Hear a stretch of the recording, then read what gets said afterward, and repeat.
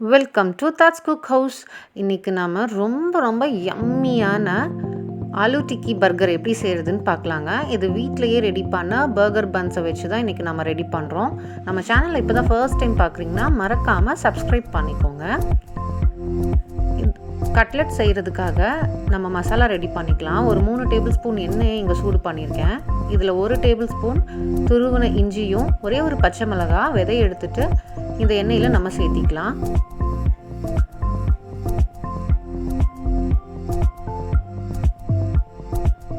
இதை நம்ம கொஞ்சமாக வதக்கி விட்டுக்கலாம். அதுக்கப்புறமா ஃப்ரீசரில் வச்ச பச்சை பட்டாணி, ஃப்ரெஷ்ஷான பச்சை பட்டாணி இருக்குங்களா, இதை நான் ஃப்ரீஸ் பண்ணி வச்சுருக்கேன். இது ஒரு 1/4 கப் அளவுக்கு இதில் நம்ம சேர்த்திக்கலாம்.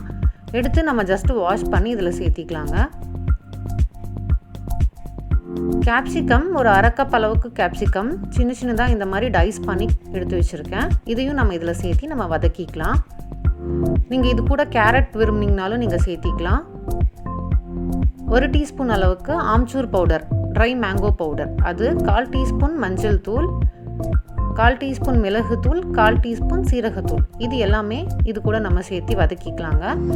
இன்னும் கொஞ்சம் மசாலாஸ் ஆட் பண்ண போகிறோம். 1 டீஸ்பூன் அளவுக்கு மிளகாய் தூள், 1/2 டீஸ்பூன் மல்லித்தூள், 1 டேபிள் ஸ்பூன் உப்பு,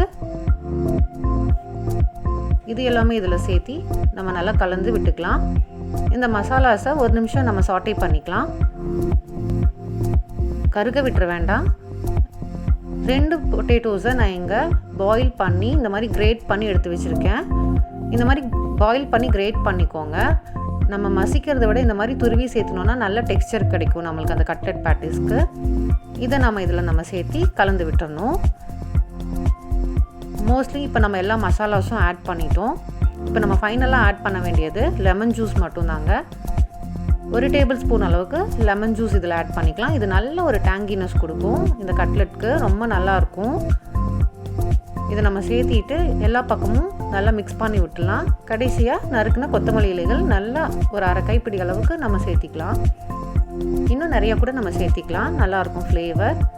இது பிரெட் க்ரம்ஸ் இருக்கு இல்லைங்களா, அது ஒரு 1/2 டேபிள் ஸ்பூன் பக்கமாக நான் இதில் சேர்த்திருக்கேன். இது ஒரு பைண்டிங்காக தான் நம்ம சேர்த்துறோம். இதனால் வந்து நம்மளோட கட்லெட்ஸ் ஃப்ரை பண்ணும்போது பிரிஞ்சு வராமல் இருக்கும், நல்லா பைண்டிங் பண்ணி கொடுக்கும் இந்த பிரெட் க்ரம்ஸை. இதை நம்ம நல்லா மிக்ஸ் பண்ணிக்கலாம். மிக்ஸ் பண்ணி இதை நம்ம ஒரு பவுலுக்கு ட்ரான்ஸ்ஃபர் பண்ணிக்கணும்.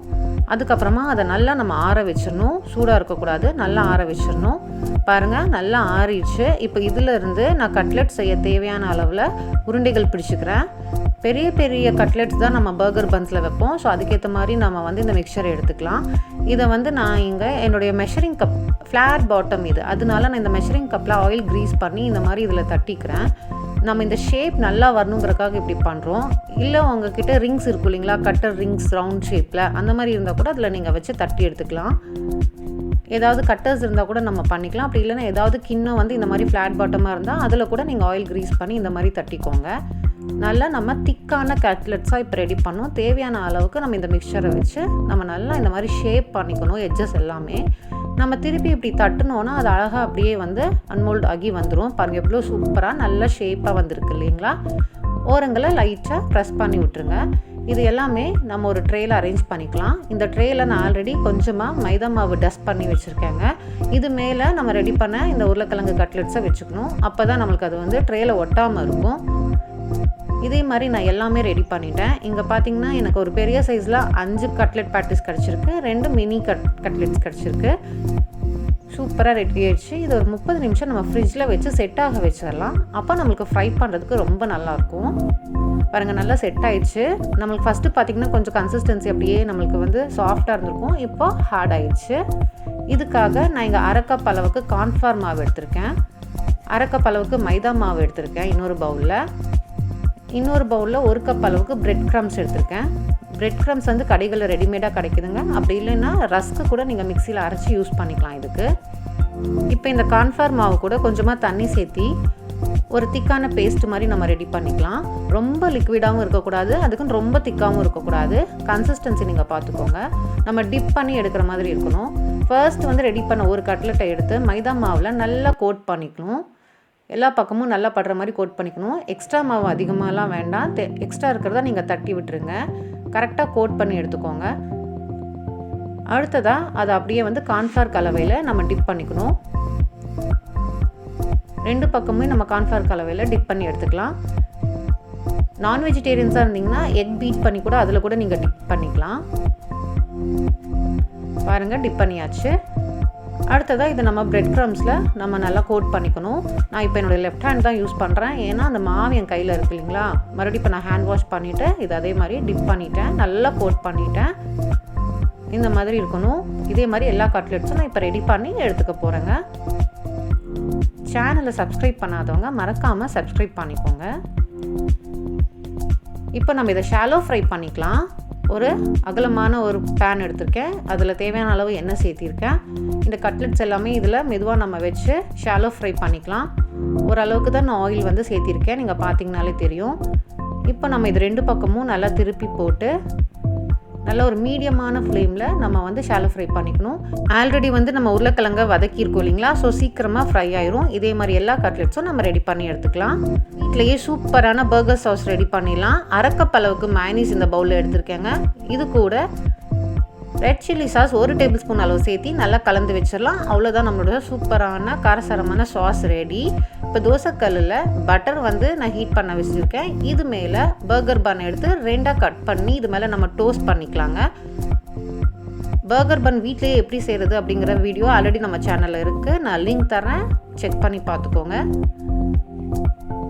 நல்லா ஃப்ளேவர்ஃபுல்லாக இருக்கும் பட்டரில் நம்ம டோஸ்ட் பண்ணும்போது. அவ்வளோதான், டோஸ்ட் பண்ணியாச்சு. அடுத்ததாக நம்ம பர்கரை அசெம்பிள் பண்ணிக்கலாம். பர்கர் அசெம்பிள் பண்ணுறதுக்காக நான் இங்கே டோஸ்ட் பண்ண பர்கர் பன் எடுத்திருக்கேன். இப்போ கீழ் பேஸ் பார்ட் எடுத்து அதோடைய மேல் பக்கமாக நம்மளுடைய ரெடி பண்ண இந்த சாஸ் இருக்கு இல்லைங்களா, மயோனீஸ் சாஸ், அதை நல்லா வந்து தேவையான அளவு நம்ம அப்ளை பண்ணிக்கலாம். அதுக்கு மேலே நான் இங்கே ஸ்லைஸ் பண்ணி வச்சுருக்கிற வெங்காயத்தை ஆட் பண்ணிக்கிறேன்.